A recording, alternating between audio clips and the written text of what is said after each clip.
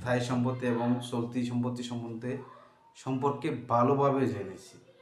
এখন আমরা চলতি দায়টার সম্বন্ধে জানবো। পাওনাদার হৃদয় পদবিলে মন বার ব্যাংক জমা অতিরিক্ত যেন ভালোবাসার দ্বার, বকেয়া খরচের মতো গাথা দূরত্বের ছায়া, বন্ধকি ঋণের সুদে বাধা প্রেমের মায়া।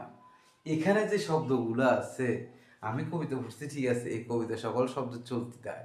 কিভাবে দেখো, পাওনাদার, পদবিল, ব্যাংক জমা অতিরিক্ত, বকেয়া খরচ, বন্ধকি ঋণের সুদ, এগুলো সব হচ্ছে কি চলতি দায়।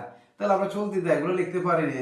চলতি দায় কি কি আছে, আমাদের এক্সের যে কথাগুলো বলছে, এক্সের কথাগুলো চলতি দায় কি বলছে? পাওনাদার পদেয়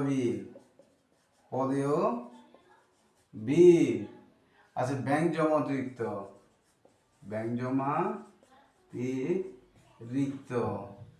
তারপর আছে বকেয়া খরচ, বন্ধকি ঋণের সুদ। এই সবগুলো হচ্ছে সব কি চলতি দায়। তাহলে তুমি চলতি দায় শিখতে হলে তুমি কবিতাটা মুখস্থ রাখলে হচ্ছে। কি বলছে?